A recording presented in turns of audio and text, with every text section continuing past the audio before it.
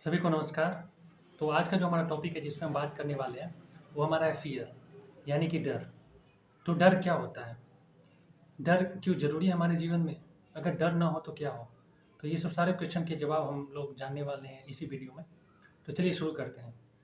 तो साइकोलॉजी यानी मनोविज्ञान ये कहता है कि डर को पहले हम डिफ़ाइन करने की कोशिश करते हैं कि डर क्या होता है? तो डर हमारा एक सडन एक्टिव फीलिंग्स जब हम इमोशंस शेयर करते हैं, ये तभी होता है जब हम कोई डेंजर देखते हैं, कोई खतरा महसूस होता है हमें या हम अनकंफर्टेबल फील करते हैं।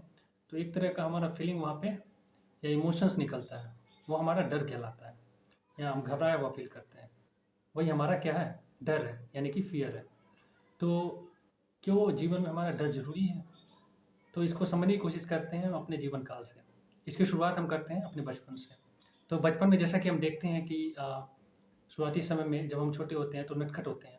तो उस समय हमारे माता-पिता जो पेरेंट्स होते हैं, हम कुछ ऐसा गलती ना करें या गलत करते हैं तो उस समय हमें थोड़ा बहुत कुछ ऐसा बोल के डर जैसा फ़ील कराया जाता है कि जिससे कोई भी हम गलत काम ना करें। तो ये उसकी शुरुआत वहाँ से होती है। उसके बाद जैसे ही हम स्कूल विद्यालय में जाते हैं तो वहाँ पे टीचर्स के द्वारा डिसिप्लिन के रूप में हमें वहाँ पे डर फ़ील कराया जाता है। यानी डर हमारा ऐसा नहीं कि जिससे कि हमारा ये क्या पॉजिटिव डर है कि जिससे कि हम डिसिप्लिन में रह सकें। तो इसलिए हमें कहीं न कहीं वहाँ पे थोड़ा-सा फ़ियर फ़ील होता है टीचर्स के द्वारा।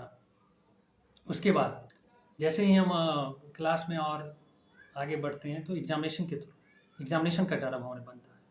तो एग्ज़ामिनेशन में कम नंबर आए, उसका डर हमारा बना रहता है।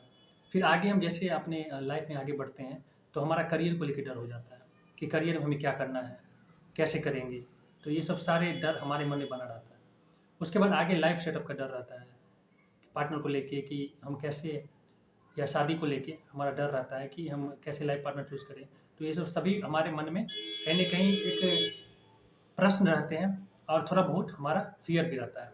उसके बाद आगे जैसे-जैसे हम अपने लाइफ़ में आगे बढ़ते हैं, तो हमारा जब अंतिम पड़ाव पे हम पहुँच जाते हैं, तो जीवन को लेके यानी हेल्थ को लेके हमारा कहीं न कहीं थोड़ा बहुत डर बना रहता है कि हम अपने स्वास्थ्य को लेके जागरूक हैं कि नहीं?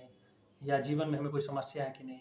या हमने जो जीवन में किया है, वो सही किया है कि नहीं? ये लास्ट हम फ़ेज़ की बात कर रहे हैं। तो हमने क्या किया जीवन में, इसका सही किया कि नहीं, गलत किया कि नहीं? तो ये सब चीज़ का हमारा डर बना रहता है।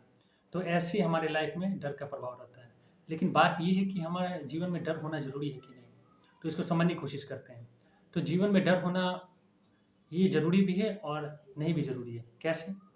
तो हम इसको एग्ज़ाम्पल के थ्रू समझने की कोशिश करते हैं कि जब हमें कोई चीज़ का डर रहता है, तो हम उस चीज़ को लेके थोड़ा सचेत रहते हैं।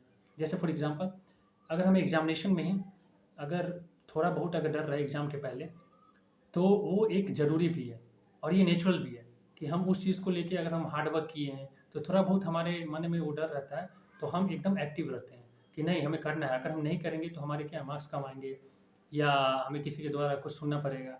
तो ये सब चीज़ का डर। तो ये एज़ अ एडवांटेज भी काम करता है। लेकिन बात ये है कि जो भी कार्य हम करें, वो अपनी इच्छा के अनुसार करें, तो वो ज़्यादा बेटर है ना? ये बेटर नहीं है लेकिन ये नेचुरली ऑटोमैटिक हमारे मन में ये सडन फीलिंग्स एक्टिव हो जाते हैं, है ना? ये डर के रूप में।